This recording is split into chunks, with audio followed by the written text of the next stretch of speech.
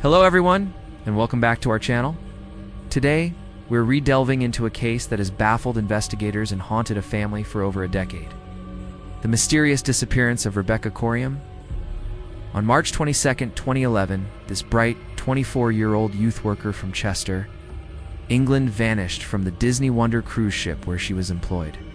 What happened in those early morning hours in the middle of the Pacific Ocean, off the coast of Mexico?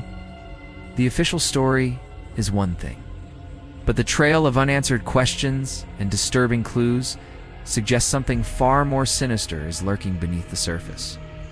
Rebecca, known as Bex to her friends and family, was described as a happy and adventurous young woman. She loved her job working with children on the ship. The last confirmed sighting of her was on CCTV footage at 5:45 a.m.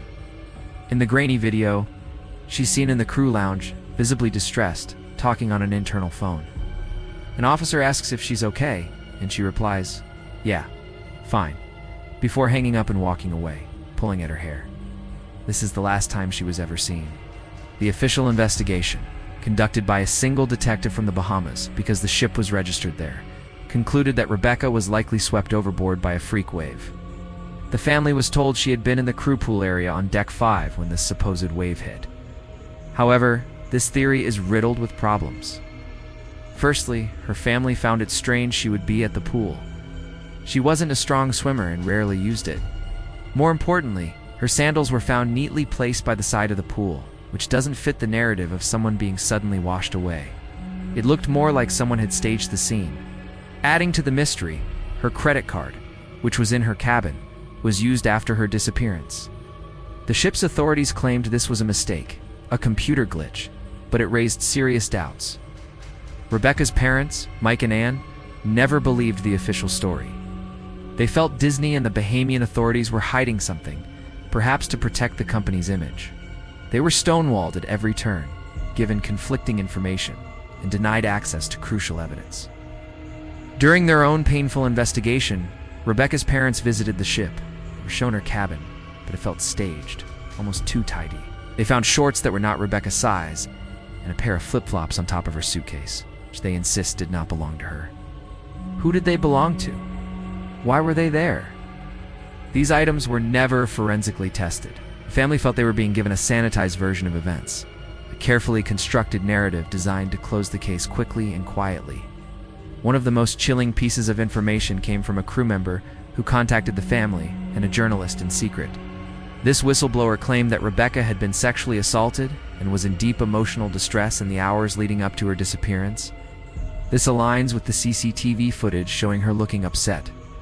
Was she calling for help? Was she confiding in someone about a traumatic event?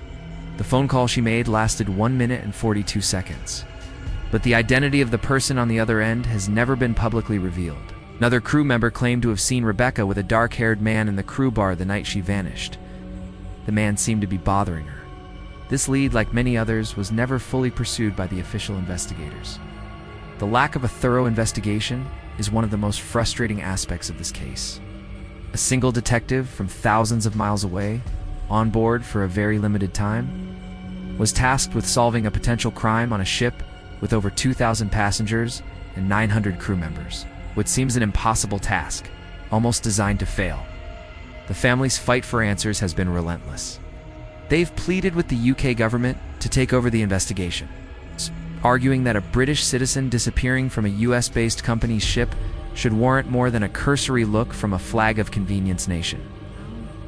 In 2015, a UK politician, Chris Matheson, claimed he had been given new evidence by a former crew member suggesting Rebecca was murdered after being assaulted.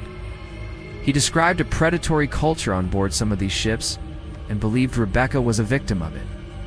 This brave whistleblower alleged that Rebecca had been thrown overboard.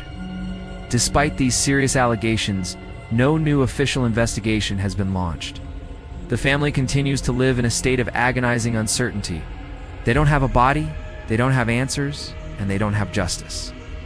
The case of Rebecca Coriam isn't just a story about a missing person. It's a story about the dark side of an industry that operates in a gray area of international law, where accountability can be as vast and empty as the ocean itself. What really happened to Rebecca Coriam on that ship? Was it a tragic accident, a desperate act, or a brutal crime covered up to protect a billion-dollar brand? The secrets of her disappearance remain locked away, perhaps with individuals who know the truth but are too afraid to speak it. Until they do, a loving family is left to wonder, and the ghost of a smiling young woman continues to haunt the high seas. Thank you for joining me to hear Rebecca's story. It's crucial that her case is not forgotten. If you found this video informative, please give it a like and subscribe to our channel for more deep dives into compelling mysteries. And as always, hit that notification bell so you never miss an update. See you in the next video.